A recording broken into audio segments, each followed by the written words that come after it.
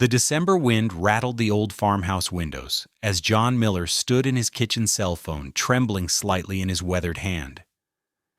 At 77, his fingers weren't as steady as they used to be, but his resolve had never been stronger. Through the frost-covered glass, he could see the Ohio fields stretching endlessly, blanketed in fresh snow that sparkled under the pale morning sun. This land had been in his family for 3 generations. Every acre held memories, every fence post told a story. He dialed his son's number from memory. The phone rang once, twice, 3 times. John's heart sank a little with each unanswered ring. Finally, on the 4th ring, David picked up. "Dad, I'm in the middle of something." David's voice carried that familiar edge of impatience, the tone he'd developed since moving to Cleveland 15 years ago to become a financial executive at Morrison & Associates. The background noise of a busy office filtered through keyboards, clicking phones ringing, the distant hum of important conversations between important people doing important things. "Son, I'm calling about Christmas." John said, his voice warm despite the cold seeping through the old window frames. "I was hoping you'd come home this year. It's been 2 years since you've been back to the farm. Pastor William's coming for dinner. He's been asking about you." There was a pause. John heard David cover the phone and speak to someone, probably his secretary.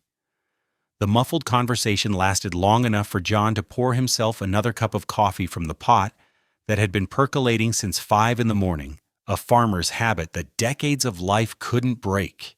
"Dad, we've been through this," David finally said, his voice carrying that practiced patience reserved for difficult clients and aging parents. "Linda and I are taking the kids to Turks and Caicos for the holidays. Her family rented a villa. It's been planned for months." In the background, John heard children laughing. Not the familiar laughter of his grandsons calling him Grandpa, but distant, formal laughter, the kind shared between strangers. When was the last time Ethan and Ryan had visited the farm? When was the last time they'd helped him feed the chickens or collect eggs? When was the last time they'd sat on his knee and asked for stories about the old days? The boys could see where their father grew up. John tried again. "The barn's still standing. Remember when you used to help me with the morning chores you loved feeding the horses?" "That was a long time ago, Dad." David's voice had shifted from impatient to dismissive. "The boys wouldn't know what to do on a farm. Ryan's got his tennis lessons, and Ethan, well, he's always buried in his computer. They're different kids than I was." John's free hand found its way to the kitchen drawer beside the sink, the one with the stubborn handle that needed jiggling just right to open. Inside, beneath old receipts and rubber bands, lay 2 items that had consumed his thoughts for the past 6 months: a set of keys on a leather fob bearing the chrome horse emblem of a 1967 Ford Mustang, and a thick manila folder containing the preliminary purchase agreement for a $27 million estate in Naples, Florida. "You're right, they are different." John agreed, his fingers tracing the outline of the keys through the thin drawer bottom. "But family traditions matter, David. Your mother would have wanted—" "Don't." David's voice turned sharp, cutting through the phone like winter wind through worn wool. "Don't bring Mom into this. She's been gone 8 years, Dad. The world's moved on. We've all moved on."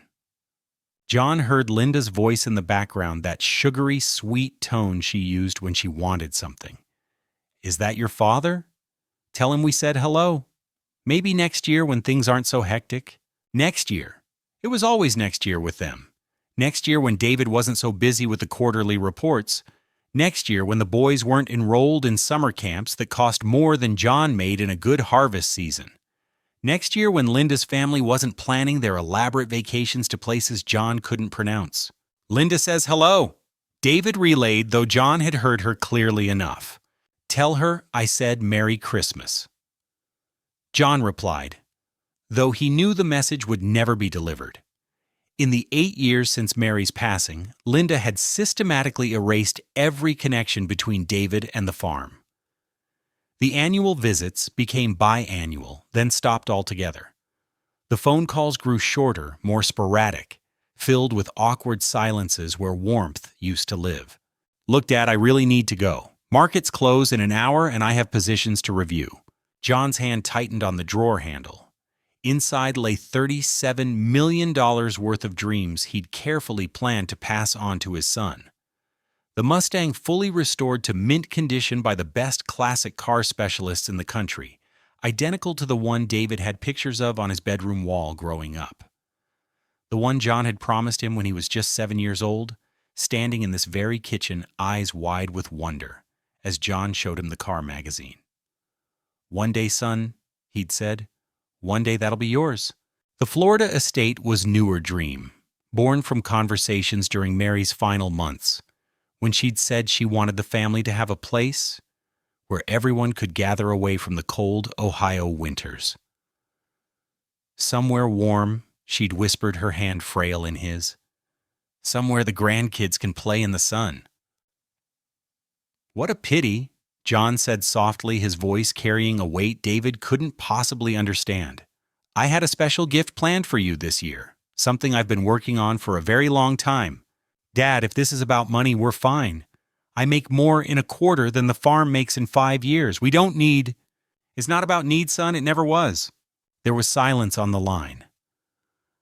For a moment, John thought David might ask what the gift was, might show just a spark of curiosity about his father's life, his father's plans, his father's dreams for the family's future. But the moment passed, like so many others. "I have to go. We'll talk after the holidays. Maybe February when things calm down." "Of course," John said, already knowing February would come and go without that call.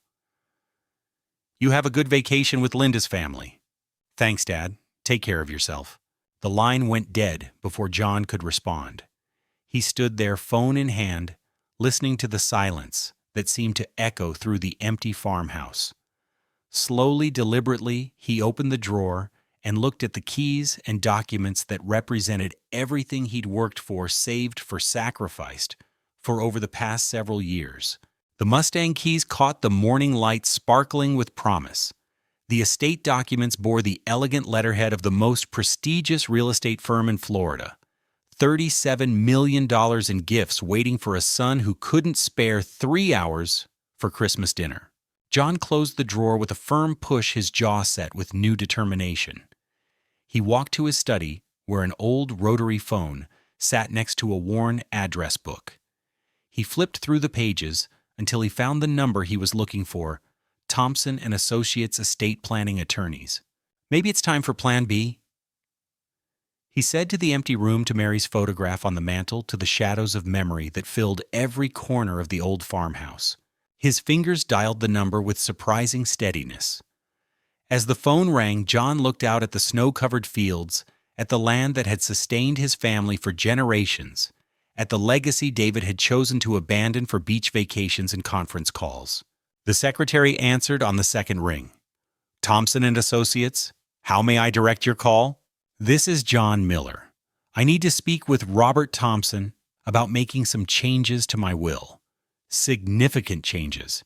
Outside, the wind picked up swirling snow against the windows, like nature itself was bearing witness to the moment when a father's patience finally found its limit. The special gift would find a new recipient. Someone who understood that the greatest presents couldn't be measured in dollars alone, but in the love and sacrifice that earned them. The memory hit John like a physical blow as he hung up the phone with his lawyer. 10 years ago, almost to the day, Mary's 62nd birthday party, the last birthday she'd celebrate on this earth, though none of them knew it then. The farmhouse had been filled with laughter, the warm smell of her famous apple pie, and the nervous energy that comes with meeting someone new. David was bringing Linda for the first time. John could still see it clearly, David's Mercedes pulling up the gravel drive, looking absurdly out of place next to the pickup trucks and modest sedans of their neighbors.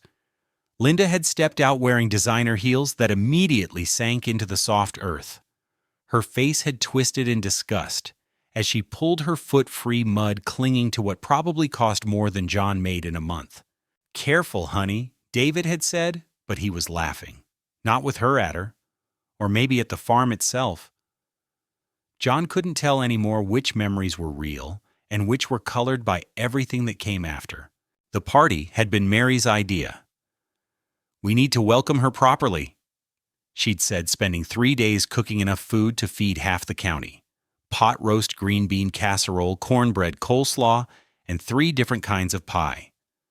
The dining room table, handmade by John's grandfather, groaned under the weight of her hospitality. Linda had walked through the house like she was touring a museum of primitive culture. Her fingers barely grazed surfaces, as if poverty might be contagious. When Mary showed her the quilt she'd made for their bed, a wedding gift that had taken 6 months to complete, Linda had smiled that practice smile and said, "How rustic." But the moment that was seared into John's memory happened later, when Linda thought she was out of earshot.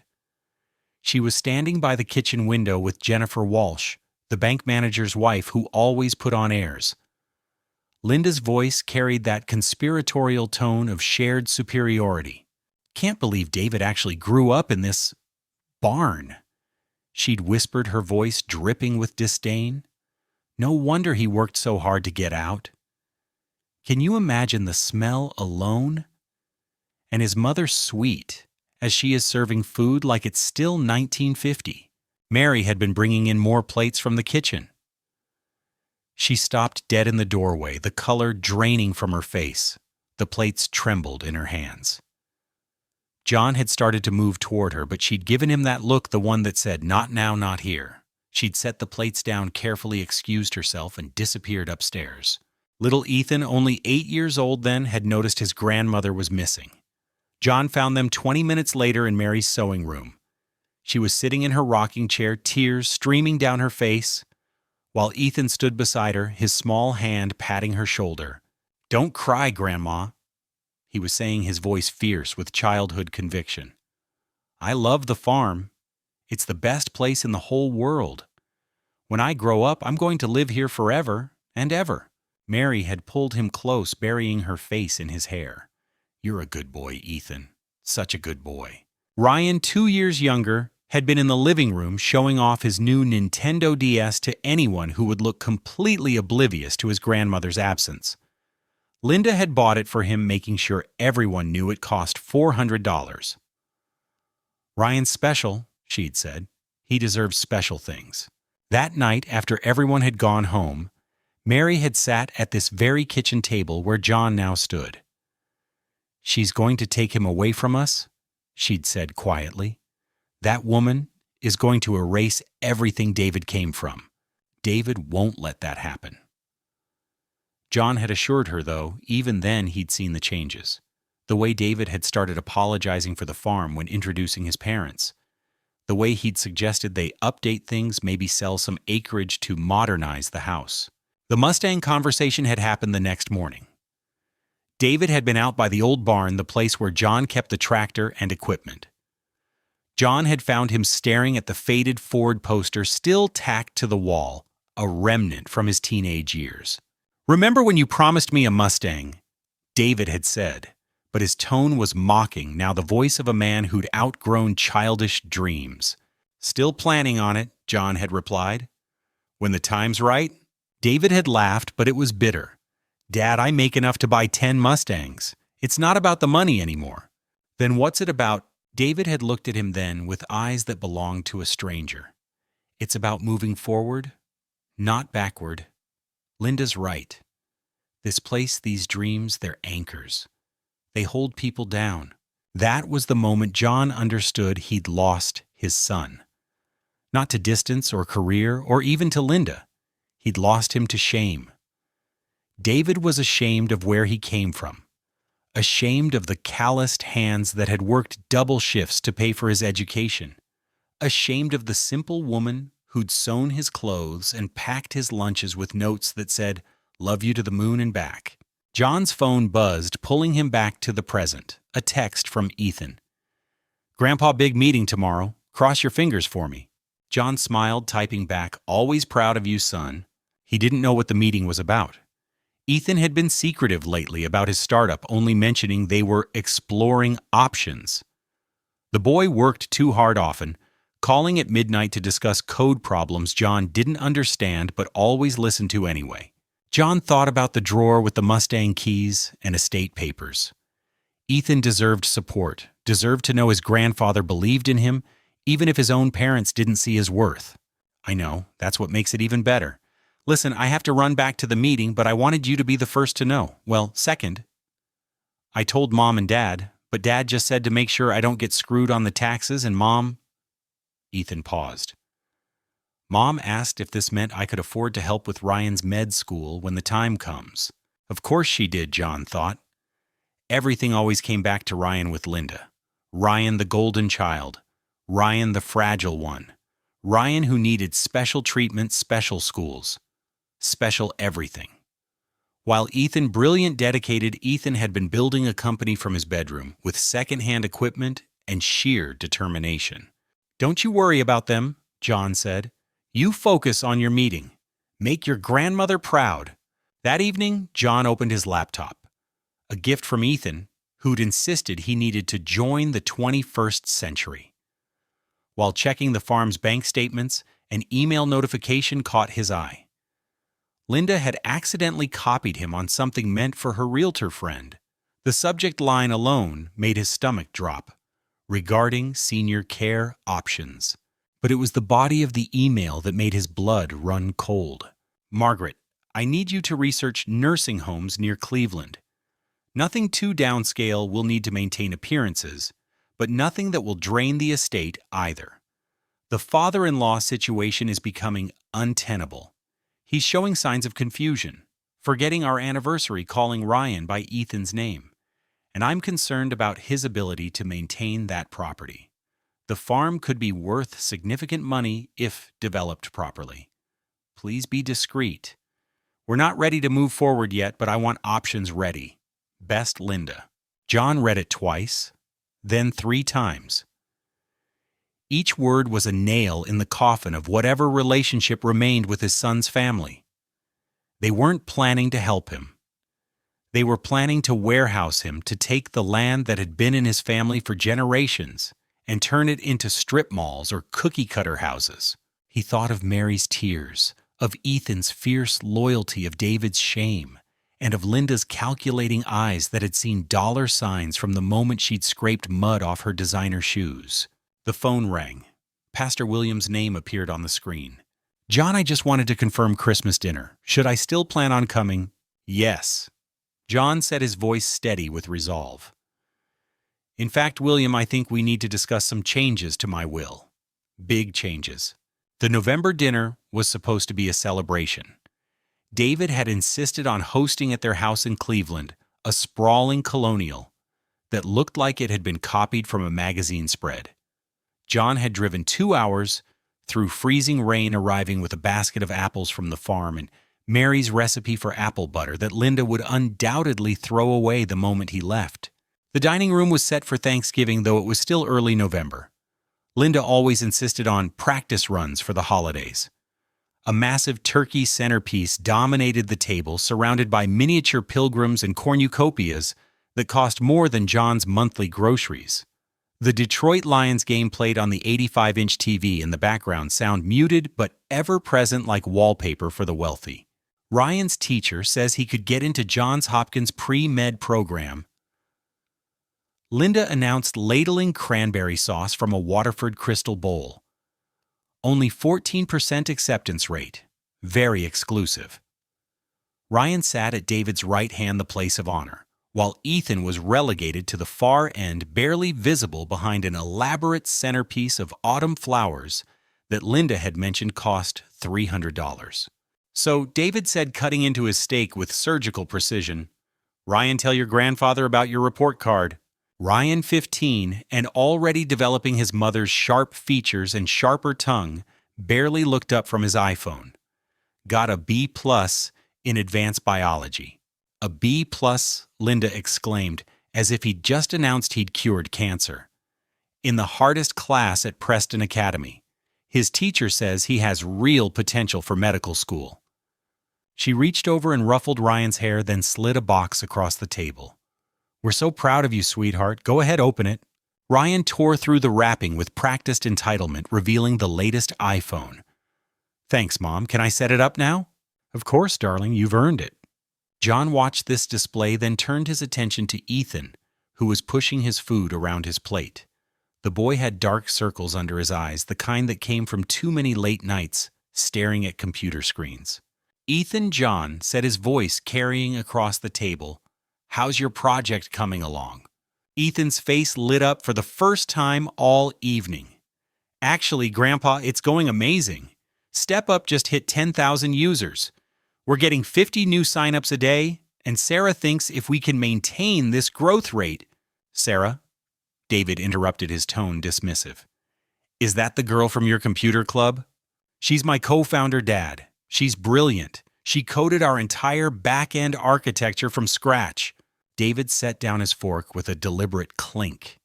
"Ethan, we've talked about this. You need to focus on real college, not these games. MIT isn't going to care about some app you built in your bedroom." "It's not a game, Dad. It's a productivity platform that—" "It's a distraction." Linda cut in, her voice honeyed poison. "Sweetheart, you need to be realistic. Tech startups are for people with connections with capital, with—" She paused, looking directly at John, breeding. The word hung in the air like a slap. John felt his jaw clench. "Besides," Linda continued, now addressing the table as if stating obvious facts, "Ryan's health has been fragile since birth. You remember his asthma attacks, David? The specialists said stress could trigger them. Ethan should really step aside from all this competition. Stop making his brother feel inadequate with all this tech talk that nobody understands anyway." John watched Ryan, who seemed perfectly healthy, as he scrolled through his phone, occasionally snorting at something on the screen.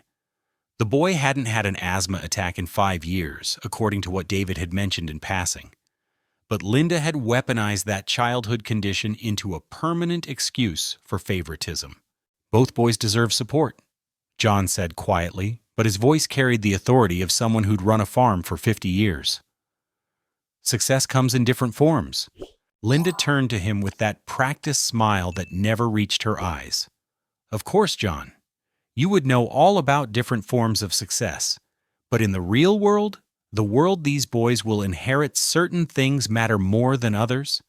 Education, from the right schools, connections with the right people, the right—" She paused, savoring the moment. "Background. Things that open doors. Not everyone can understand that, especially someone who never went to college." The room went silent. Even Ryan looked up from his phone. David studied his wine glass as if it contained the secrets of the universe. Ethan's face had gone pale. "Linda," David said weakly, "that's not—" "What? I'm just being honest. Your father is a good man, David. Salt of the earth. But we're preparing our sons for a different world than the one he knows. A world of boardrooms, not barns." John stood slowly, placing his napkin beside his plate.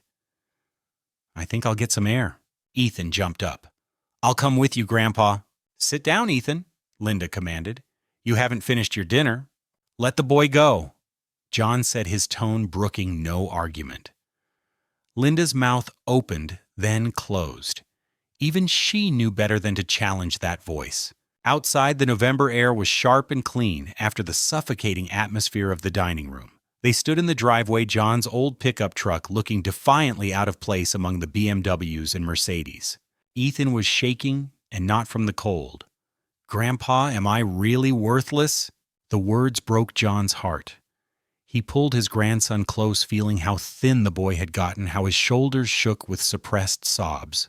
"Look at me," John said, tilting Ethan's chin up. "You're worth everything to me, everything. Your grandmother saw it in you when you were just a little boy. She used to say you had the kindest heart and the brightest mind she'd ever seen. But Mom and Dad, your parents love you," John said carefully, though the words tasted like ash. "They just show it differently." "They show it to Ryan," Ethan said bitterly. "Did you know they put $50,000 in his college fund last month? Mom was bragging about it to her friends. But when I asked for $1,000 to upgrade our servers, Dad said I needed to learn the value of money. John felt something cold settle in his stomach. 50,000 from some investment account. Mom said it was for Ryan's future medical school expenses. He's 15, Grandpa. He doesn't even like biology. He only took it because Mom insisted. They stood there in the cold, grandfather and grandson, bound by more than blood, bound by the understanding of what it meant to be deemed less than to be overlooked, to watch others receive what you'd earned through sweat and determination. Ethan, John said finally, I want you to remember something. Money isn't love and attention isn't affection. Your parents might not see your worth right now, but I do. Your grandmother did. And someday the whole world will. You really think so? I know so. And I'm going to make sure you have every chance to prove it. They walked back inside to find the family had moved to the living room. Linda was showing Ryan something on her iPad, probably another expensive gift she was planning to buy him. David sat apart, nursing his third glass of wine. There you are, Linda said without looking up. Ethan, your father wants to talk to you about your grades. A B- in English is unacceptable. Ryan got a C in history, Ethan pointed out. Ryan has health challenges, Linda snapped. You don't. You have no excuse for mediocrity. John watched his grandson's shoulders slump, watched David say nothing, watched Ryan smirk behind his new phone. He thought about the $50,000, about the 10,000 users Ethan had earned with no help from his parents, about Mary's tears, and Linda's cruelty. That night, driving home through the darkness, John made a decision. He pulled over at a rest stop and called his accountant. Harold, it's John Miller. I want to set up an investment account, privately, and I want to transfer $50,000 into it tomorrow morning. Of course, John. What's the purpose of the account? John looked at the stars through his windshield, thinking of Mary, of Ethan, of the future that Linda and David couldn't see coming. It's an investment in the future, he said, in the only future that matters. The next morning, he would call Ethan and tell him about the money. Not a gift, but an investment. The same amount Linda had put aside for Ryan's imaginary medical degree, but this would go toward something real. Something that would change everything. And when Linda found out, when she realized that the worthless son had accomplished more than her golden child ever would, John would be there to remind her that success comes in different forms. Some people are born to it, others earn it, and the ones who earn it never forget where they came from. John had come to Cleveland to surprise David for his birthday.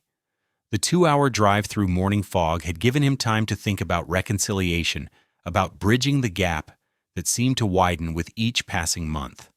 He'd even stopped at David's favorite bakery from his childhood, picking up the German chocolate cake that Mary used to make every year until her hands became too weak to fold the batter. The house was quiet when he arrived. David's Mercedes was in the driveway, Linda's Range Rover beside it. They were home but hadn't answered the door.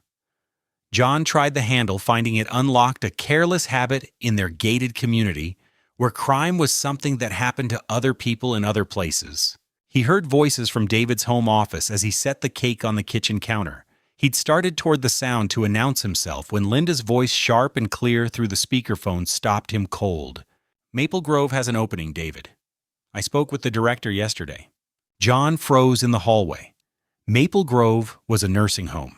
He'd driven past it once, a beige building that looked like a cross between a hospital and a prison, where old people sat in wheelchairs, staring at television screens that nobody was watching. Linda, I don't know. David's voice was hesitant, weak. It's his home. The farm has been in the family for 3 generations. Our home matters more. Linda responded, her tone patient, as if explaining something to a child. Ryan needs a college fund. Do you have any idea what medical school costs these days? We're talking $400,000 minimum. The farm could sell for at least that much, probably more if we divide it into parcels. But Dad's not sick. He still drives, still manages the farm. For now, but he's 77, David. He forgot our anniversary last month. Called Ryan by Ethan's name twice at dinner. These are signs. Early signs, but signs nonetheless. John's hand found the wall for support. He'd forgotten their anniversary because he'd never been told when it was. He'd called Ryan by Ethan's name because in the dim light for just a moment, Ryan had reminded him of Ethan at that age, before the favoritism had twisted both boys into shapes they were never meant to hold. The monthly cost would be covered entirely by the farm sale. Linda continued her voice, taking on the tone of a presentation. Actually, we'd come out ahead, way ahead. Maple Grove is $3,000 a month. The farm could bring in $500,000, maybe more. Invested properly, that's generational wealth. What would we tell people? David asked, and John's heart broke at the question. Not is it right, but what would people think? That we're concerned about his safety. Living alone on that isolated farm, anything could happen. A fall, a stroke nobody would know for days. We're being responsible, David. We're protecting him from himself. He'd never agree to it. David was quiet for a moment. Actually, I've already been looking into this myself. I found a doctor who specializes in geriatric evaluations, Dr. Morrison. The one whose daughter I helped get into Preston Academy. Linda sounded pleased. Yes.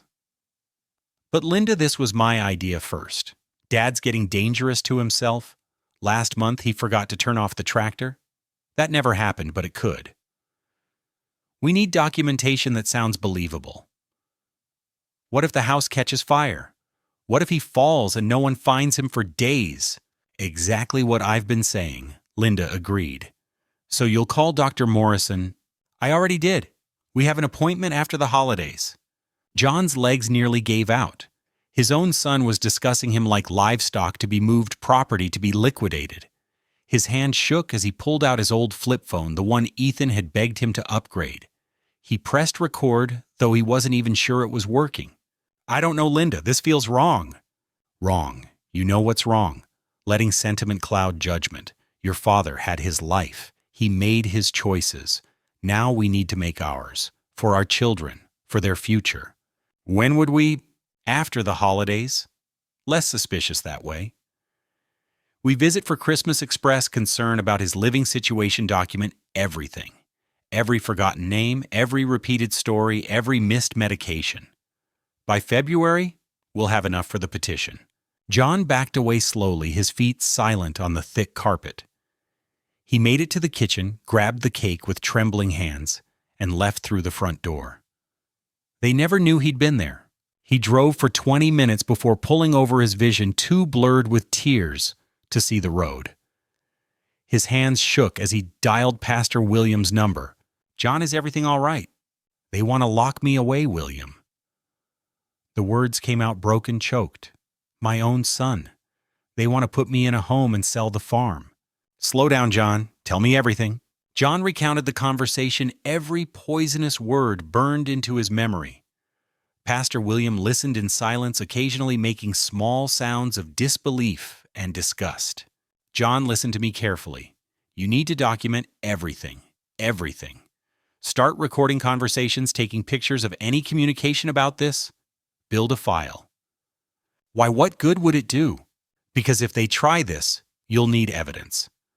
Elder abuse is a serious charge, and what they're planning qualifies.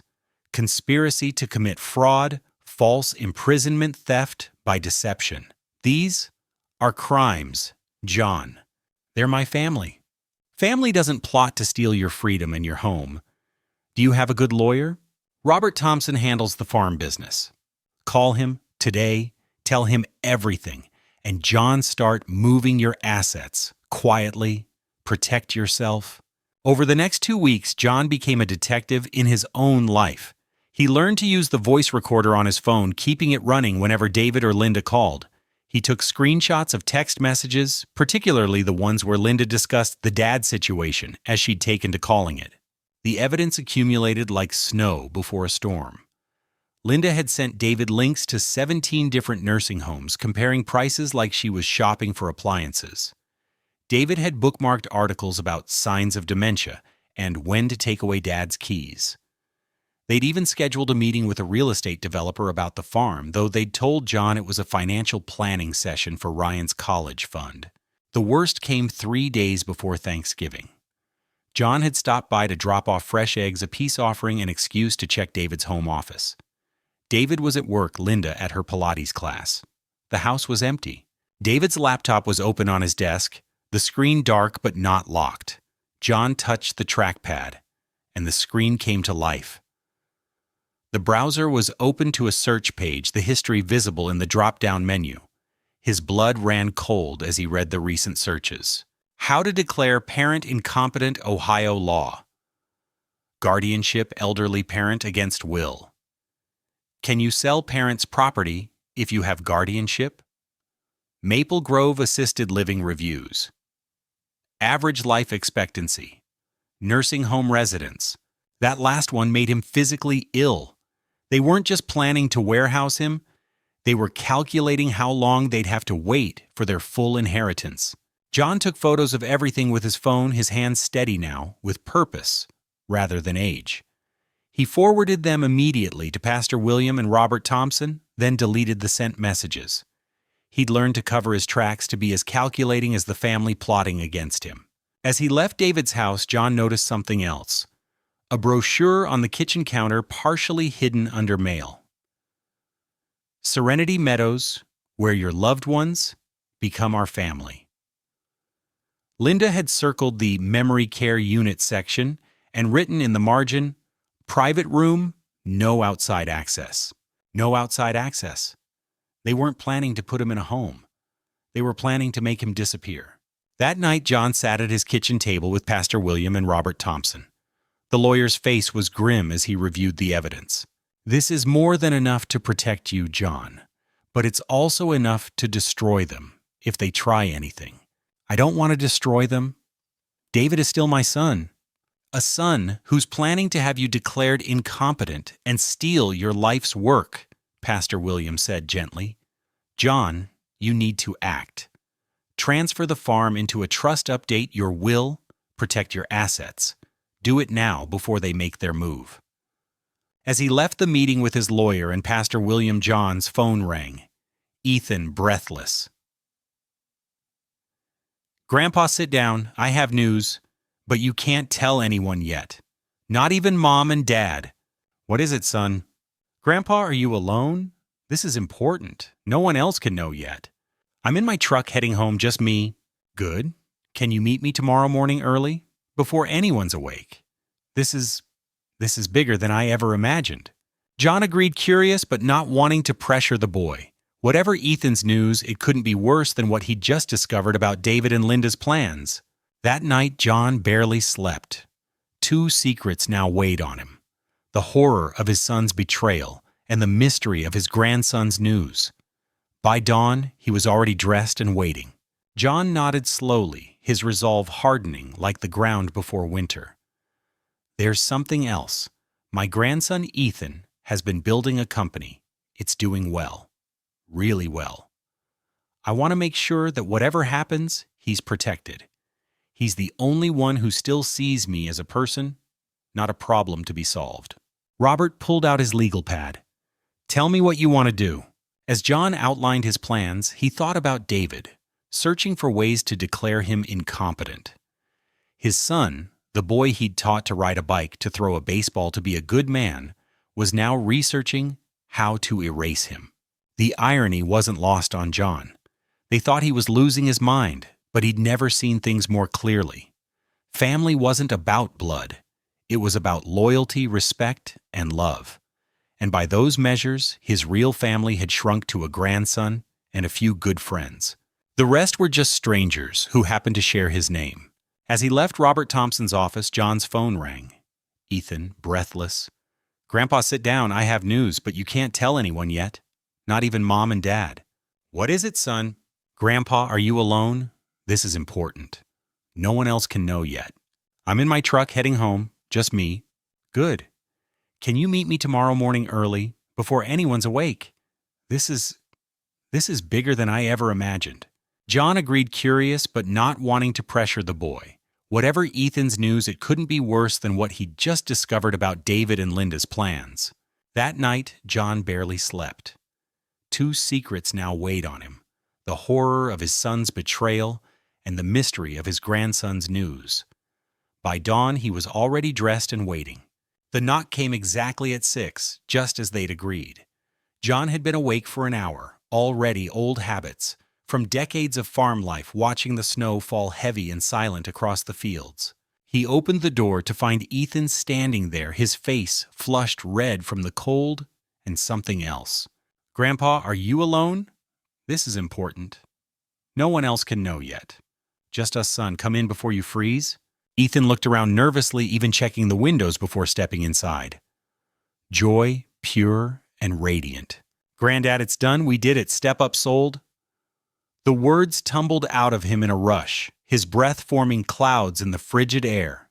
John pulled him inside, noting how his grandson was shaking not from cold, but from adrenaline. "Slow down, son. What happened?" Ethan grabbed his grandfather's shoulders, his eyes wild with disbelief. "Technova. They bought us out. $227 million. Million, Grandpa. With an M." John had to sit down. The kitchen chair creaked under his weight as the number echoed in his mind. 227. Sarah, Mike, and I each get 30%. The investors get the rest, but Grandpa... Ethan knelt beside the chair, his voice dropping to almost a whisper. "After taxes and escrow, my share cleared into a trust we co-signed. $68 million, Grandpa." John nodded slowly. The word trust echoed in his mind. Everything he had now rested inside structures no one could easily touch. The room seemed to spin.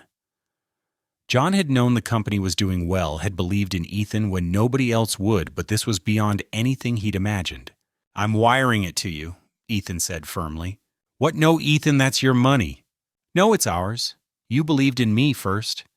When Mom and Dad said I was wasting my time when they poured everything into Ryan, you gave me $50,000. You mortgaged part of the farm for me, Grandpa. I know you did. I saw the papers in your desk when I was helping you organize last month." John's eyes filled with tears. He had thought he'd been discreet about the mortgage, hadn't wanted Ethan to feel the weight of that sacrifice. "That $50,000 was your seed money as much as mine," Ethan continued. "Without it, I couldn't have hired Sarah, couldn't have upgraded our servers, couldn't have done any of this. You invested in me when I was just a kid with a laptop and a dream. So I'm not giving you this money. You earned it. We earned it together. Ethan, I can't take $68 million from you. You're not taking anything. I'm paying a dividend to my first investor, my only investor who wanted nothing in return except for me to succeed." Ethan pulled out his phone, showing John the banking app. "I already initiated the transfer. It'll be in your account by Monday." John stood up slowly, his legs unsteady. He walked to the mantel where Mary's wedding ring sat in a small glass box next to their last Christmas card together, the one where she'd written, "Forever grateful for our family," in her shaky handwriting just months before the cancer took her. "We did it, sweetheart," he whispered, touching the ring gently through the glass. "The boy we raised did it." He sank to his knees, holding the glass box with both hands. Ethan was beside him instantly, arms around his grandfather, both of them crying now. They stayed that way for a long moment, grandfather and grandson bound by love and triumph and the vindication of faith rewarded. "Grandma always said you were special," John finally managed. "She saw it in you from the beginning. She saw it because you taught her to look," Ethan replied. "You both did. When everyone else saw the weird kid who preferred computers to football, you saw potential." John stood wiping his eyes, his mind already racing. "This changes everything." "It does. Grandpa, you can do anything now. Travel, buy a new house, get that Mustang you always talked about." John smiled, thinking of the drawer with the keys already waiting. "Maybe I will, but first we need to be smart about this. Your parents don't need to know yet," Ethan finished. "I haven't told them the full amount. Just said it was a good deal. Let them think it was a few million, not hundreds." "Why?" Ethan's face darkened. "Because I heard Mom on the phone yesterday. She was talking to someone about nursing homes for you. She said once you were situated, They could finally move forward with their plans for the farm. John wasn't surprised, but hearing it from Ethan hurt in a different way. They weren't even trying to hide it anymore. "I won't let them do that to you," Ethan said fiercely. "With this money, you can fight them. You can protect yourself." The next morning, John sat in Robert Thompson's office, the lawyer's eyes widening as he reviewed the bank statement showing the incoming transfer. $68 million, Robert said slowly. "John, this changes everything. Your estate planning, your will. Everything needs to be restructured." "I know what I want," John said, his voice steady. He'd been up all night thinking, planning, deciding. 60% goes to Ethan. He's proven himself. 30% goes to charity. I want to set up a scholarship fund for farm kids who want to go to college. Kids like David was before he forgot where he came from. And the remaining 10%, David. John's jaw tightened. He gets 10%. Enough to remember he had a father, not enough to forget what he threw away. Robert made notes. "What about Linda Ryan?" "Nothing. Not a penny." John's voice was hard as winter ground. "Linda's made it clear I'm nothing but dead weight to her. Ryan has his parents' favoritism and their money. That's enough. This will cause a fight. They'll contest it. Let them. I'll be gone.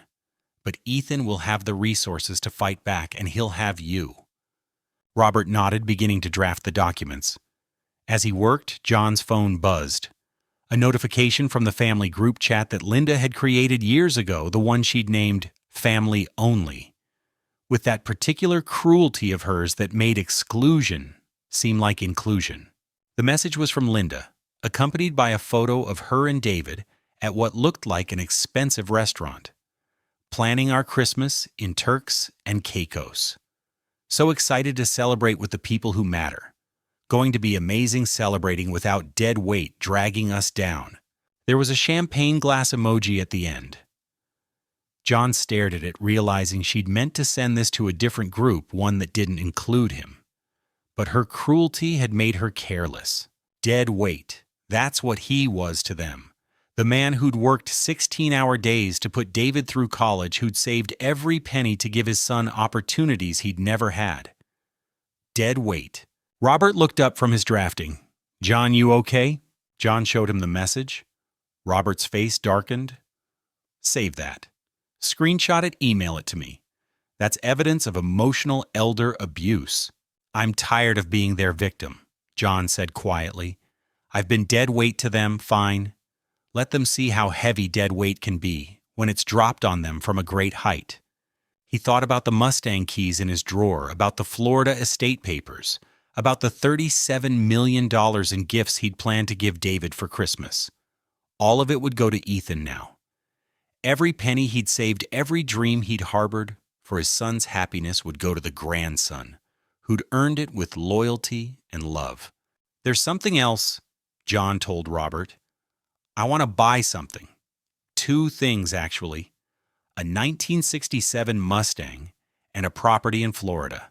About $37 million total. That's a lot of money even with your new wealth." It's not about the money. It's about the message.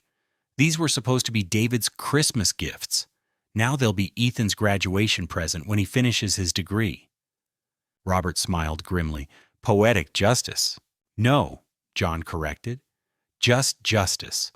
The poetic part comes later when they realize what they gave up for a nursing home that will never hold me and a farm they'll never inherit."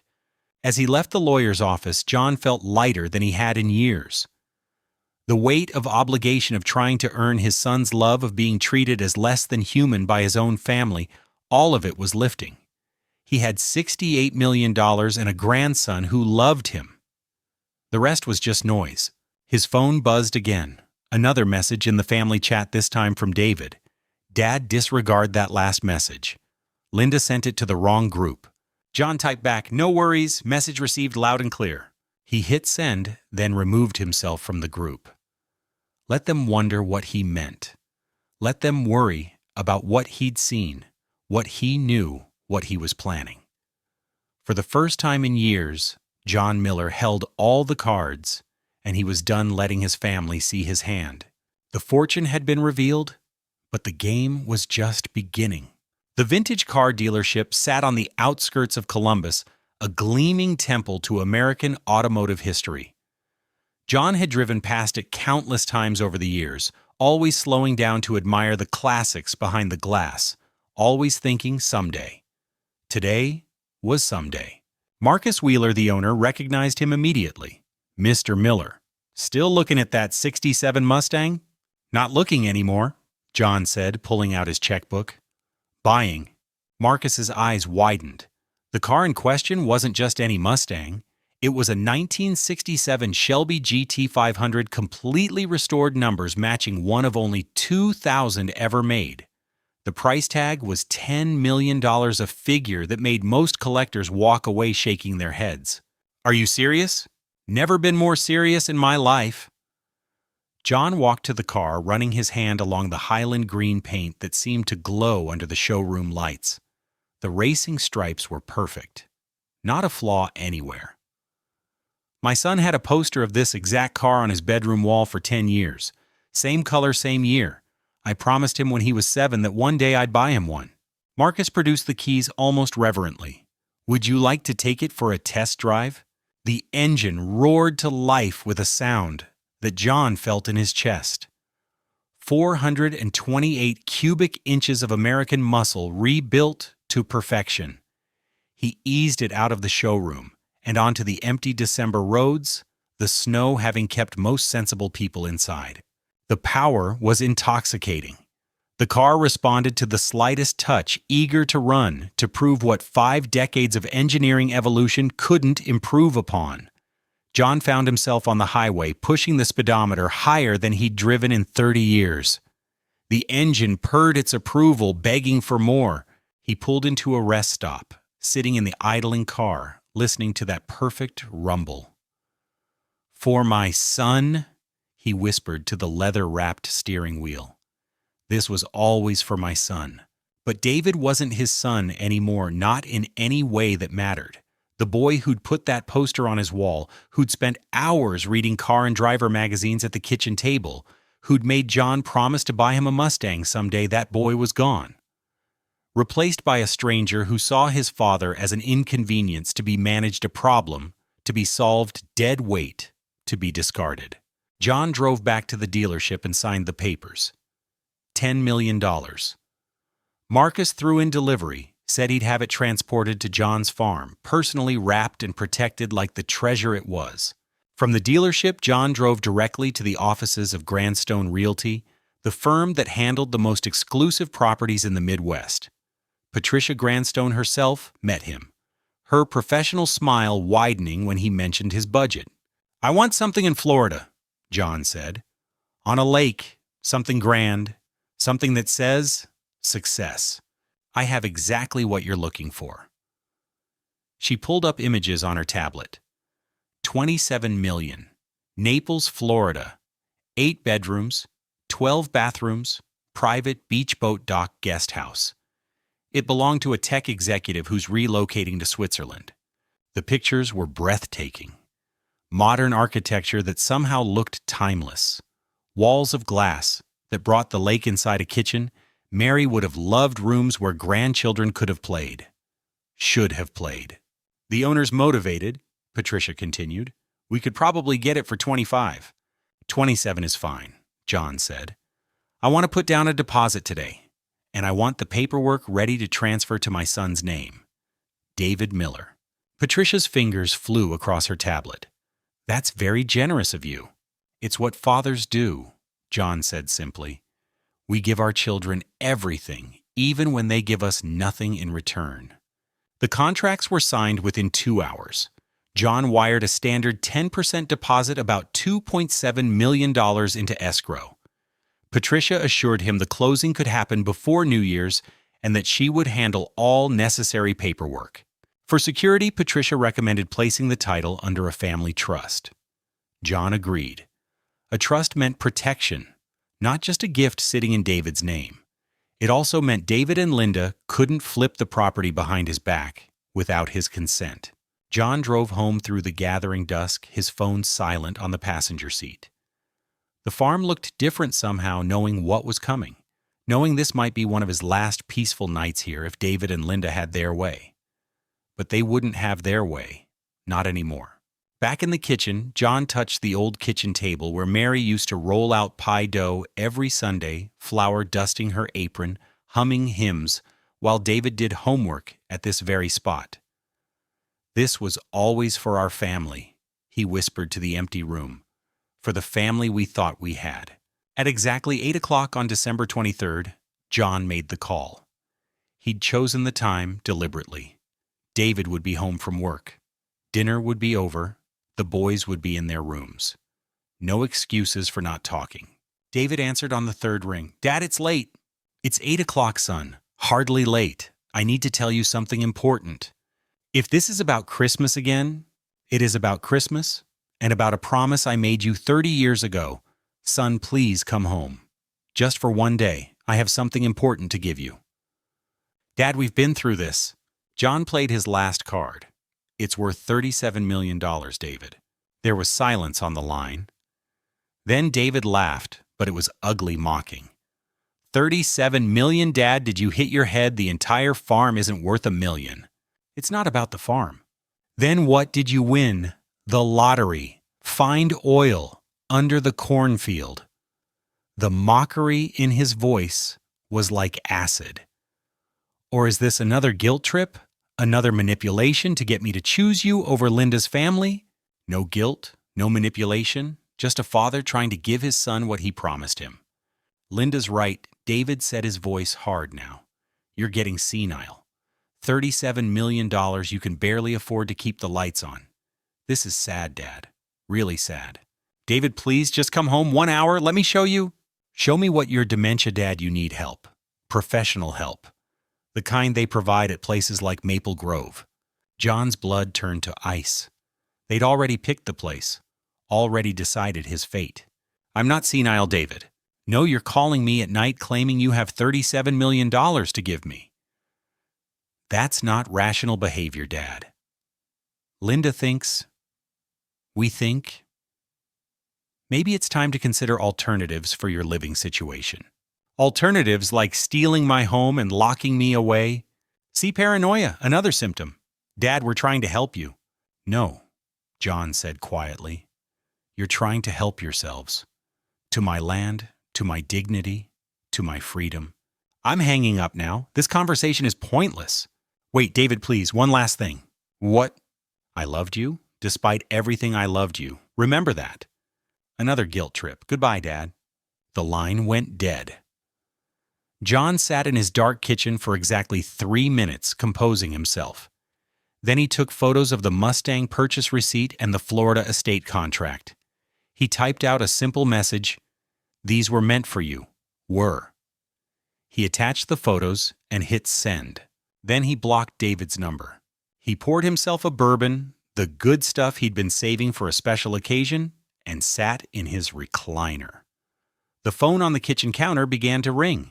He ignored it, sipping his drink, watching the fire he'd built in the fireplace. By the time he finished his bourbon, the phone had rung 17 times. He checked it once. 47 missed calls. Dozens of text messages he didn't read. Voicemails he'd never listened to. He turned the phone off and went to bed. For the first time in years, he slept without dreams, without worry, without the weight of trying to earn love from people who had none to give. He slept like a man who'd finally set down a burden he'd carried far too long. When he woke at dawn out of habit more than necessity, he turned the phone back on. 101 missed calls. The number seemed poetic somehow. A dozen attempts for every year he'd spent believing David would come back to him. 101 proofs that his son only cared when there was money involved. He deleted them all without reading or listening to a single one. Then he called Ethan. Grandpa, it's early. Want to see your Christmas present? My present, but Christmas isn't until... This one can't wait, come to the farm. An hour later, Ethan stood in the barn staring at the Mustang with tears streaming down his face. Grandpa, this is Dad's dream car. Was, John corrected. Now it's yours. You earned it. You earned everything. Ethan ran his hand along the racing stripes just as John had done in the showroom. He's going to lose his mind when he finds out. He already has, John said. 101 times to be exact. They stood together in the barn, grandfather and grandson, looking at $10 million worth of American steel that represented so much more. A promise kept just not to the person who'd thrown it away. A dream fulfilled just for someone who deserved it. Outside, snow began to fall again, covering the tracks of the past, preparing the ground for a different future. John put his arm around Ethan's shoulders. "Merry Christmas, son." "Merry Christmas, Grandpa." The phone in John's pocket buzzed. He pulled it out, saw David had called from Linda's phone, and turned it off again. Some calls weren't worth answering. Some bridges once burned provided better warmth than they ever did passage. The pounding on the door came at 7 in the morning 3 days after Christmas. John had been expecting it, had even made coffee for 3, though he doubted they'd stay long enough to drink it. Through the frosted window he could see David's Mercedes parked at an angle, as if he'd slid to a stop on the icy driveway.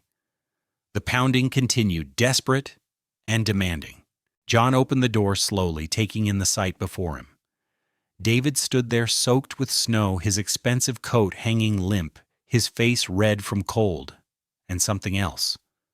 Rage, maybe, or desperation. Behind him, Linda picked her way through the snow in heeled boots, her face a mask of barely controlled fury. Barely. "Hello, David." "Linda." John stepped aside. "Come in before you freeze."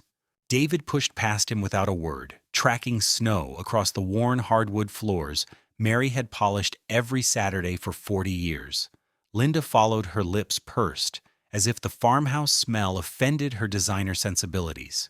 They ended up in the kitchen, the heart of the house, where every important conversation in John's life had taken place. The old kettle whistled on the stove, steam rising like accusations in the cold morning air. John moved methodically, pulling down 3 cups, the good china Mary had saved for special occasions. This seemed special enough. "Tea?" he asked, his voice calm as a frozen pond. "Dad, you blindsided me." David exploded, his control shattering. $37 million. A Mustang. A house in Florida. I'm your son.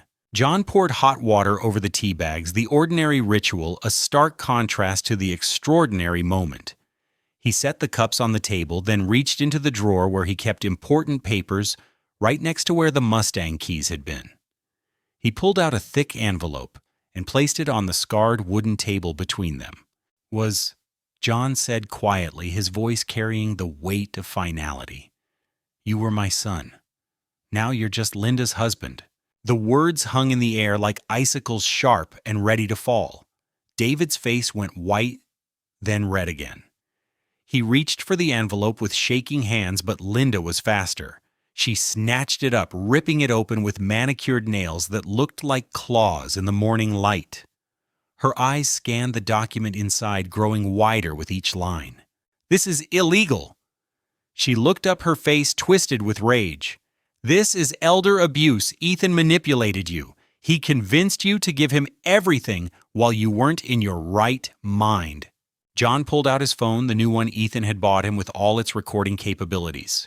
He pressed play. Linda's voice filled the kitchen, tinny but clear through the speaker. "Maple Grove has an opening. Monthly cost covered by farm sale. He'll be safer there." Then David's weak protest, "It's his home." And Linda's response, "Our home matters more. Ryan needs a college fund." The recording continued, every damning word filling the kitchen like poison gas. The discussion of declaring him incompetent, of selling the farm, of calculating how long he might live in a nursing home. When it finished, the silence was deafening. Linda's face had gone from red to white to an odd greenish color like bread mold. You recorded us in our own home. Actually, you were on speakerphone. And I was in my own son's house bringing him a birthday cake he never knew about. Funny how sound carries when you think no one's listening. This is entrapment, it's illegal. No, it's evidence. Evidence of conspiracy to commit elder abuse fraud and false imprisonment. My lawyer has copies. So does Pastor William. So does the district attorney, who happens to be a friend of mine from high school. David hadn't moved, hadn't spoken since the recording started. He stood frozen, staring at the will that gave Ethan 60% of everything, Charity 30%, and him just 10%. Finally, he looked up, and John saw something broken in his eyes. "Dad, I didn't mean... We weren't really going to..." "Yes, you were. You'd already picked out the home. Linda had already contacted realtors about the farm. You Googled how to declare me incompetent David. I saw your search history." David's legs seemed to give out. He sank into one of the kitchen chairs, the same chair he'd sat in as a boy, eating Mary's pancakes and dreaming about Mustangs and the future. How did everything go so wrong? "You chose comfort over character," John said simply.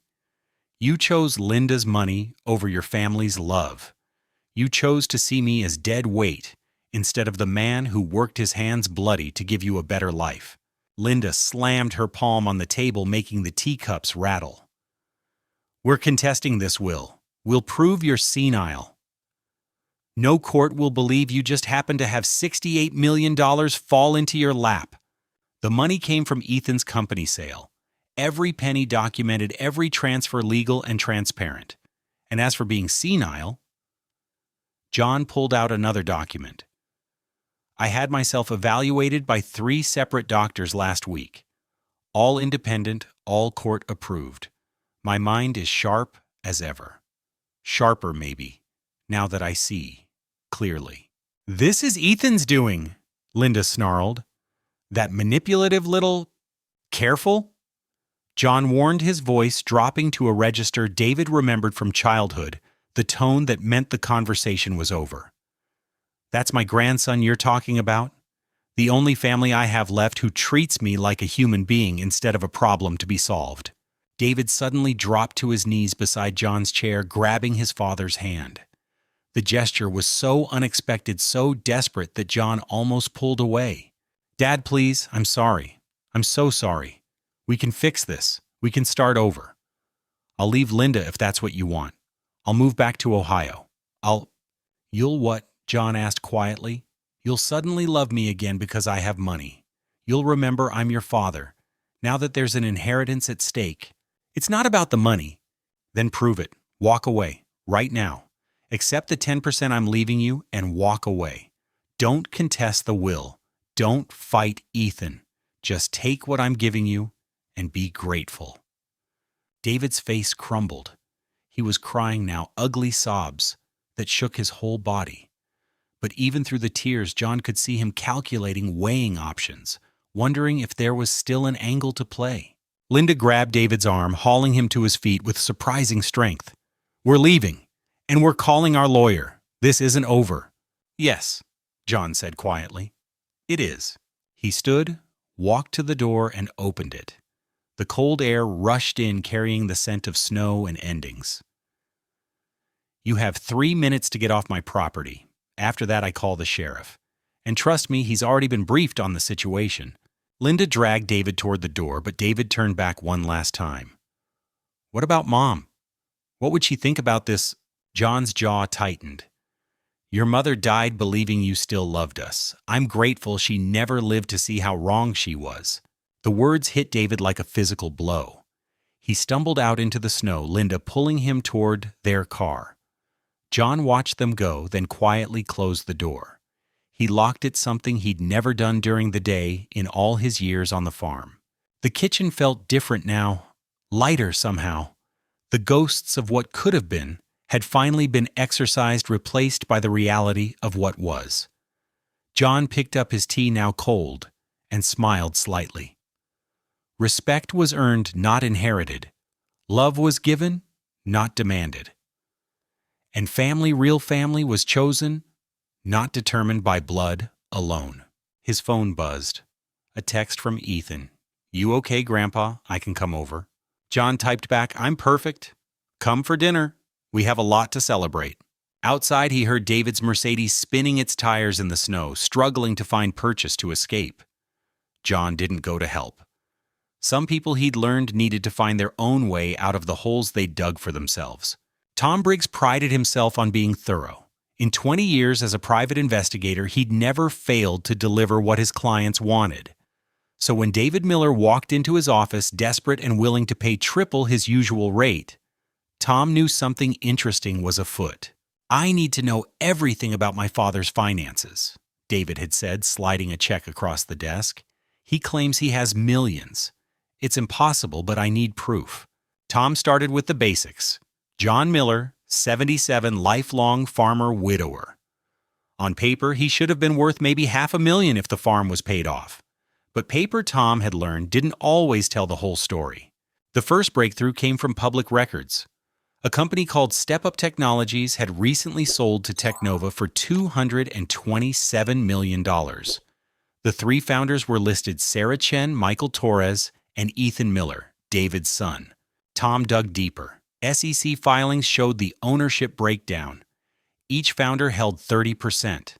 After taxes, that would leave Ethan with roughly $68 million. The next discovery made Tom whistle low.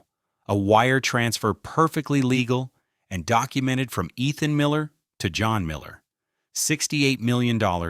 Bank records obtained through channels Tom preferred not to discuss showed John's transformation from thousandaire to multi-millionaire overnight. New accounts at 3 different banks' investment portfolios, trust funds being established. The old farmer was worth more than most of Tom's Wall Street clients. Tom called David with his findings. "Your father is worth approximately $68 million legally obtained from your son." The silence on the other end lasted so long, Tom thought the call had dropped. "That ungrateful little—" David's voice trailed off into language Tom hadn't heard since his Navy days. Meanwhile, Linda had taken to social media with the fury of a woman scorned. Her Facebook post, carefully crafted to garner maximum sympathy, read, "Please pray for our family. We're dealing with a heartbreaking situation of elder abuse. Sometimes the people you trust most can manipulate vulnerable seniors. It's tearing our family apart." Within an hour, she had dozens of comments offering support, condemning whoever would take advantage of a poor elderly man. The narrative was building nicely until a new comment appeared. "Ethan Miller. Interesting fiction, Aunt Linda. Here's some nonfiction for everyone." Attached was a screenshot of Linda's email to a realtor about nursing homes, complete with the line about the father-in-law situation becoming untenable. Then another screenshot of David's Google searches about declaring a parent incompetent. And finally, a partial transcript of the recorded conversation about selling the farm to pay for Ryan's college. The comment section exploded. Linda's supporters turned on her instantly. Someone tagged the Ohio Department of Elder Affairs. Another person, claiming to be a mandatory reporter, said they were filing a complaint. Linda deleted the post within minutes, but screenshots were already circulating. John, blissfully unaware of the social media drama, continued his routine, as if nothing had changed. He wore the same Carhartt jacket he'd worn for 15 years, drove the same 1998 Ford pickup that needed a new muffler, and did his shopping at the same Walmart where he'd bought groceries since Mary passed. "Merry Christmas, Mr. Miller." Betty, the cashier, who'd been there almost as long as John had been shopping, rang up his items with a smile. "How's that grandson of yours? The smart one with the computers?" "Doing well, Betty. Real well." John pulled out his wallet, then paused. He looked at Betty, really looked at her. Noticed the worn shoes, the careful way she'd patched her Walmart vest, the worry lines that came from stretching every dollar. He pulled out $1,000 in cash, the bills crisp from the bank. "Betty, this is for you. Christmas bonus from one old-timer to another." Betty's eyes went wide, then filled with tears. "Mr. Miller, I can't. This is too much. You've been kind to me every week for 8 years. Kindness is worth more than money, but money helps with the bills. Take it, please." Word spread through the store like wildfire. By the time John reached his truck, employees were gathering in the parking lot, some crying, some cheering. He'd left $1,000 tips for 5 cashiers, the kid who collected carts in the freezing cold, and the manager who'd once let him pay for groceries a week late, when the farm's subsidy check was delayed. Pastor William called him that evening. John, word's getting around about what you did at Walmart. I think it's time we made an announcement. The church basement was packed the following Sunday. Not just congregation members, but half the town seemed to have heard something was happening. John stood at the podium, uncomfortable with the attention, but determined to see it through. Most of you know me as John Miller the farmer. What you don't know is that I've recently come into some money, good money, the kind that changes lives. He paused, looking out at the faces. My wife Mary always said wealth wasn't about what you kept, but what you gave away. So I'm establishing the Miller Family Scholarship Fund with an initial endowment of $10 million. The gasps echoed off the basement walls. Someone started crying, others applauded. This fund will provide full college scholarships for kids from farming families who want to pursue their dreams, whether that's agriculture, technology, medicine, or anything else. Because every child deserves a chance, not just the ones born into the right families. Hank Johnson, John's neighbor, stood up and started slow clapping. Well, I'll be damned. Turns out the old farmer's richer than all of us. The laughter that followed was warm, supportive. These were John's people, the ones who'd never looked down on him for his muddy boots or calloused hands. They celebrated his fortune because they knew he'd earned it not through manipulation or deceit, but through faith in a grandson everyone else had overlooked. Pastor William took the podium after John. The selection committee will consist of myself, John, 3 teachers from the local high school, and 2 farmers chosen by lottery each year. No favoritism, no nepotism, just merit and need. Linda, watching a live stream someone had posted on Facebook, threw her phone across the room. $10 million that should have been Ryan's college fund given away to strangers. That evening, John was sitting by his fireplace when he heard a car in the driveway. Not David's Mercedes or Linda's Range Rover, but a Lincoln Town car. A man in an expensive suit knocked on his door, briefcase in hand. "Wassy, Mr. Miller, I'm James Whitman from Whitman Keller and Associates. I represent your son, David." He handed John an envelope. "We're contesting your will based on undue influence. Your grandson manipulated you into giving him your fortune while you were in a vulnerable state. We have experts who will testify to your diminished capacity." John read the letter carefully, then looked up at the lawyer. "Mr. Whitman, do you know what I did this week?" "I'm not sure how that's relevant." "I calculated compound interest on $10 million over 20 years for optimal scholarship distribution. I structured 3 different trust funds with different tax implications.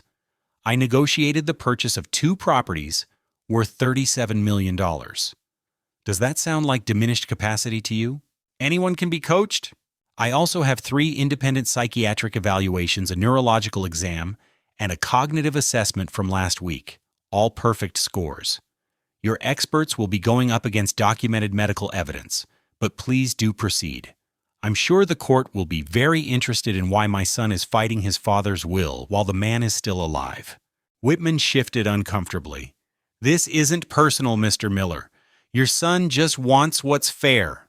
"Fair." John laughed, but there was no humor in it. "Was it fair when he tried to put me in a nursing home? Was it fair when his wife called me dead weight? Was it fair when they spent $50,000 on Ryan's college fund, but wouldn't give Ethan $1,000 for his business? I'll see you in court, Mr. Miller." "I'm looking forward to it." "Oh, and Mr. Whitman, you might want to ask your client about the recordings, all of them, because I've been documenting everything for 2 years, every slight, every insult, every scheme. Your client isn't fighting for an inheritance. He's fighting to stay out of prison." Whitman left without another word. John watched his taillights disappear into the darkness, then called Ethan. "Grandpa, everything okay?" "Everything's perfect, son. How do you feel about learning to drive stick that Mustang isn't going to drive itself?"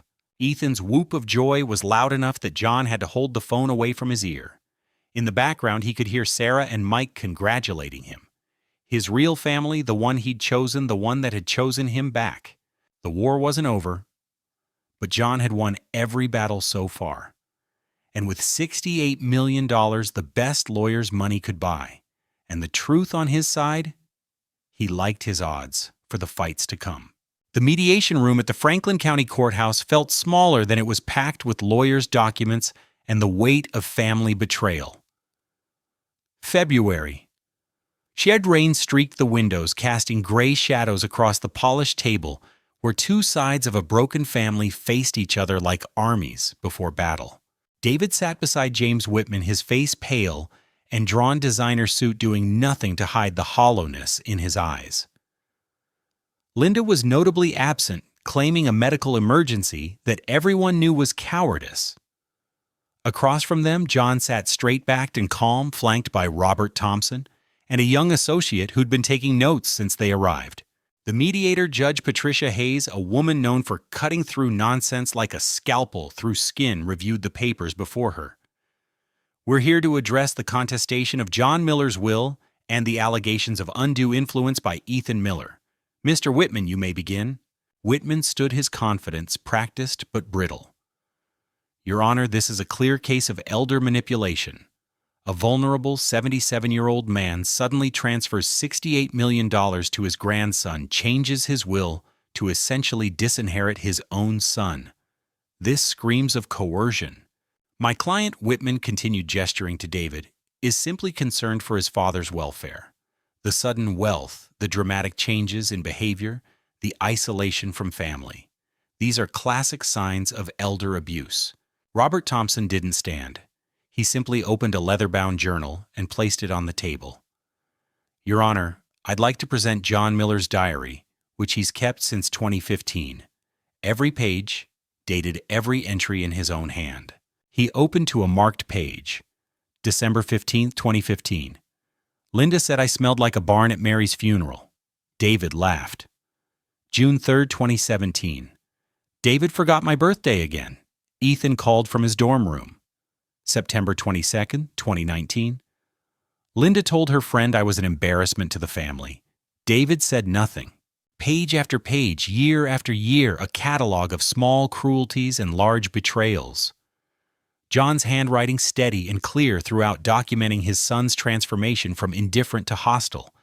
Now, this doesn't prove anything, Whitman protested. An old man's hurt feelings don't justify. Robert's associate pulled out a laptop. Perhaps this will clarify things.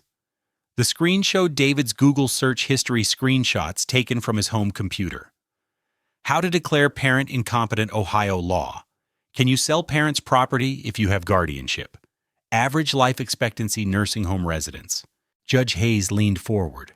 When were these searches made? November 2024, Your Honor. Before John received any money from his grandson. The room went silent except for the rain against the windows. David shifted in his seat, sweat beading on his forehead despite the cool temperature. Robert continued pulling out printed emails. Linda Miller to Margaret Reeves, realtor. Research nursing homes near Cleveland. Father-in-law situation becoming untenable. Farm could be worth significant money if developed properly. Then came the recording. Linda's voice filled the room, cold and calculating. Maple Grove has an opening. Monthly cost covered by farm sale. He'll be safer there. David's weak protest, it's his home. Linda's response, our home matters more. Ryan needs a college fund. Judge Hayes held up her hand to stop the playback. Mr. Whitman, is your client aware that conspiracy to commit elder fraud is a felony in Ohio? Whitman's confident facade cracked. Your Honor, these were private conversations taken out of context. The context seems quite clear to me, Judge Hayes replied. She turned to David. Mr. Miller, were you planning to place your father in a nursing home against his will? David opened his mouth, closed it, looked at his lawyer, then down at the table. I was concerned for his safety. Were you also concerned for his farm's value? Silence. Robert pulled out his final piece of evidence, a USB drive. Your Honor, this video was taken 4 years ago when Ethan Miller was 14 and starting his company. On the laptop screen, young Ethan appeared gangly and earnest, speaking to the camera for what looked like a school project. My biggest supporter is my grandpa John. When nobody else believed in my idea, he mortgaged part of his farm to give me startup money. I promised him I'd make him proud. I'll pay him back someday 100 times over." The video continued showing John in the background beaming with pride. No manipulation, no coercion. Just a grandfather believing in his grandson when nobody else would. "That boy, Robert," said quietly, "kept his promise. The $68 million wasn't theft or manipulation. It was repayment of a debt, both financial and emotional." Judge Hayes reviewed her notes, then looked directly at David. "Mr. David Miller, I need to be very clear about something. Not only do I see no evidence of undue influence by Ethan Miller, but I see substantial evidence of attempted elder abuse by you and your wife. Pursuing this case further doesn't just risk you losing the contestation. It risks criminal investigation." She continued, her voice taking on a harder edge. "The evidence presented shows a clear pattern of planning to fraudulently declare your father incompetent, forcibly relocate him, and steal his property. These are serious crimes. If I were you, I would withdraw this contestation immediately and be grateful your father hasn't pressed criminal charges." Whitman whispered urgently with David, their heads bent together in desperate conference. Finally, Whitman stood. "Your Honor, we'd like to request a recess to discuss—" "No recess. Decide now.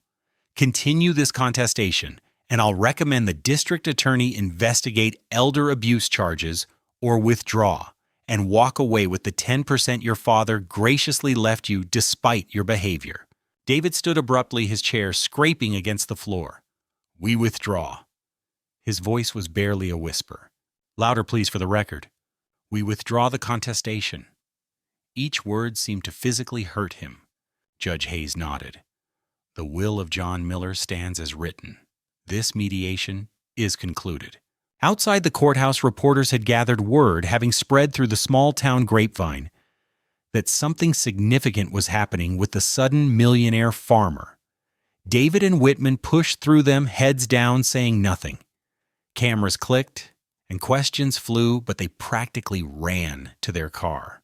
John emerged slowly, Ethan at his side, the young man's hand protective on his grandfather's elbow.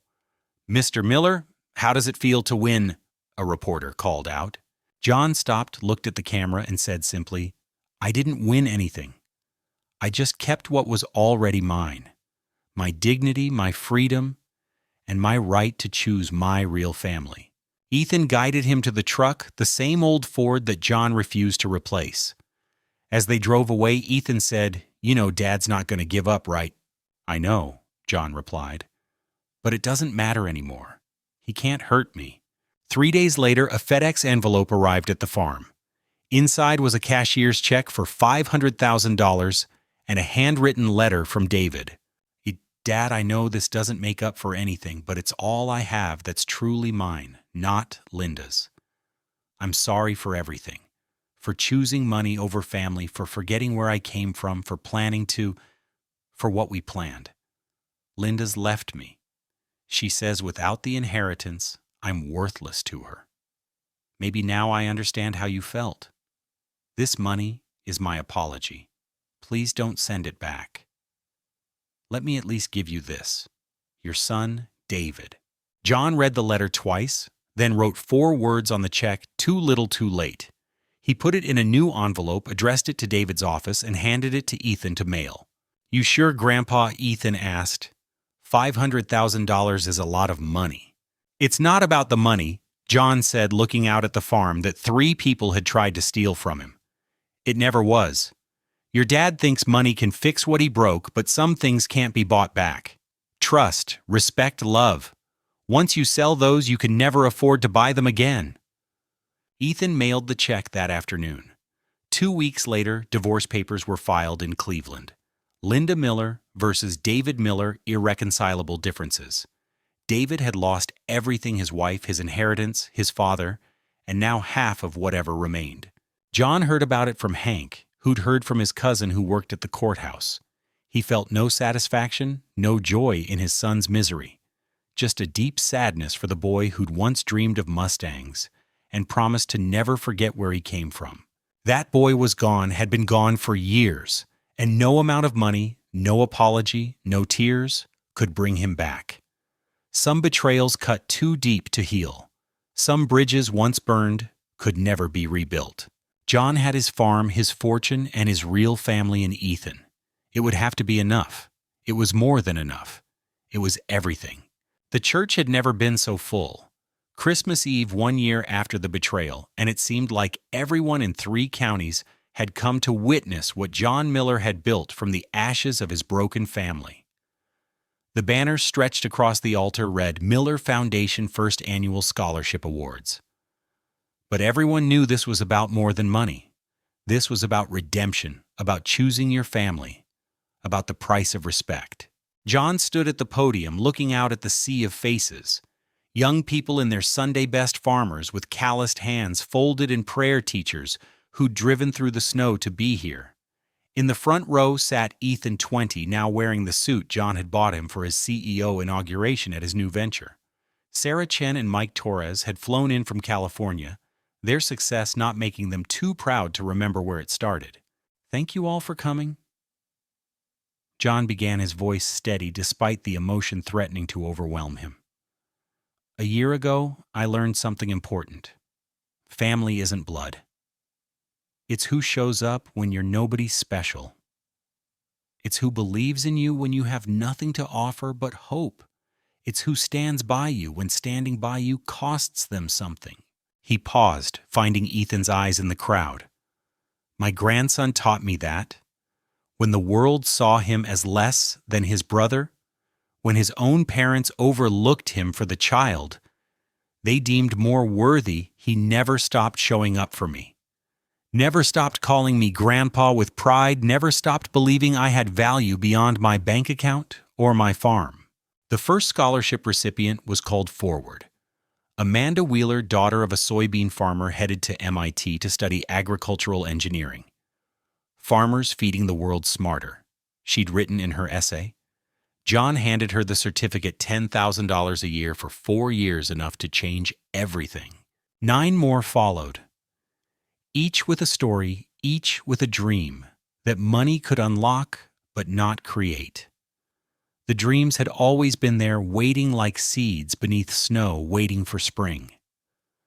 John shook each hand, looked into each young face, and saw the future Mary had always believed in.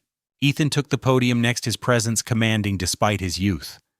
The gangly teenager was gone, replaced by a young man who'd earned his confidence the hard way. "My grandfather likes to say I saved him, but the truth is we saved each other. When everyone else saw an old farmer, I saw the smartest man I knew.